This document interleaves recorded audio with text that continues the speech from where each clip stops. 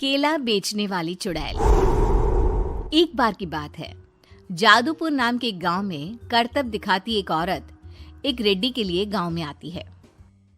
आइए आइए मेहरबान कदरदान, खाइए रोहड़ा के ताजे ताजे केले। कभी खाए नहीं होंगे ऐसे केले, पीले पीले केले खाइए। ये कहकर रोहड़ा हाथों में 4 केले लिए उन्हें सर्कल में जोर जोर से हवा में उछालती हुई करतब दिखाती है, जिसे देखकर आसपास के सारे बच्चे अपने अपने मम्मी पापा से उस औरत के पास जाने की जिद करने लग जाते हैं। पापा, ऐसा तो सर्कस में बॉल से होता है ना, ये आंटी तो केले से कर रही है। चलिए ना पापा, देखते हैं। रोहड़ा एक पतली सी तार पर चलती हुई केलों से करतब दिखाती है। आते जाते सभी लोग बाहर रुककर उसके करतब देखते हैं और वाह वाही करते नहीं थकते। जैसे ही एक आदमी पास आकर उसे पैसे देने लग जाता है, तब वो कहती है, अरे नहीं नहीं साहब, मैं करतब तो बच्चों के मन को बहलाने के लिए करती हूँ। धंधा तो मेरा केले का है।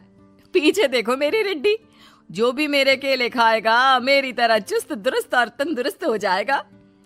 पता चलता है क्या कि मेरी उम्र 55 की है। अरे पर ऐसे ठंड के मौसम में कोई केला क्यों खाएगा? ये ऐसे वैसे केले नहीं है साहब, ये शरीर में गर्मी देते हैं। ठंड को दूर भगाए जो भी रोहिणा के केले खाए। पापा, अगर मुझे केले नहीं मिले तो मैं घर नहीं जाऊंगी। तभी उसके पापा कहते हैं कि बेटा, केले ठंड में कभी गर्मी नहीं देते। ये सब कहने की बातें हैं, सामान बेचने का तरीका है इनका। पर पिंकी नहीं मानती। मैं केले खाऊंगी। पिंकी की जिद के आगे नत्थू हार जाता है और उसे केले खरीद कर दे देता है। पिंकी खुश होकर केले घर ले आकर खाती है। अब मैं भी करतब करूंगी, कितना मजा आएगा। जादुई केले। पिंकी पहला केला खत्म भी नहीं करती कि वो बेहोश हो जाती है। दूसरे केले से एक काला धुआं आता है और रोहड़ा चुड़ैल बनकर बाहर निकल आती है। मेरे भूतिया केले बच्चे न खाए, ऐसा हो ही नहीं सकता। जादूपुर वालों, कब तक बचोगे? आ गई हूं मैं रोहड़ा, जिसका कोई नहीं कर सकता सामना। रोहड़ा पिंकी को गोद में उठाकर काले धुएं में कहीं गायब हो जाती है।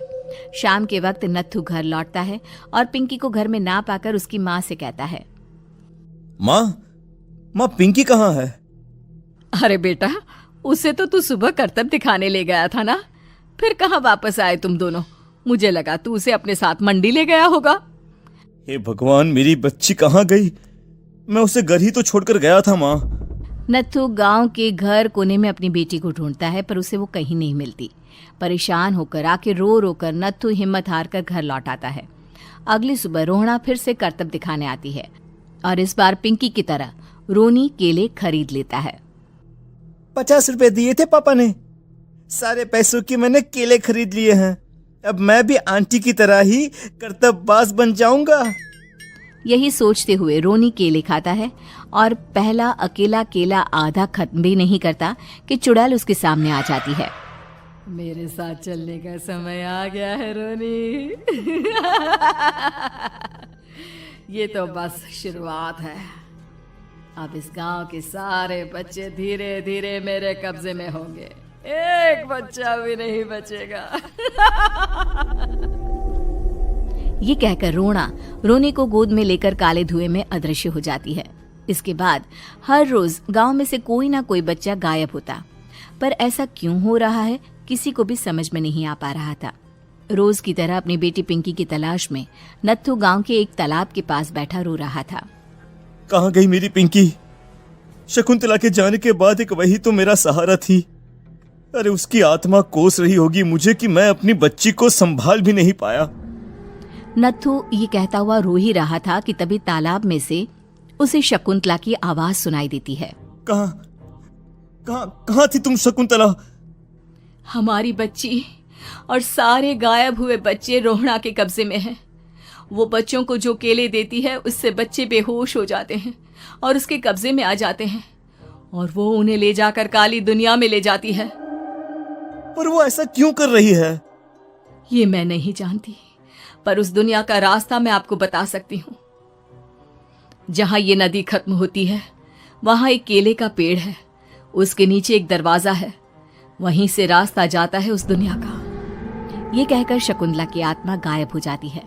गांव के सभी लोग झुंड बनाकर उसी रास्ते से काली दुनिया में चले जाते हैं और वहां देखते हैं कि सारे बच्चे वहां काम कर रहे थे। पापा मुझे ले चलो यहाँ से। पापा पापा।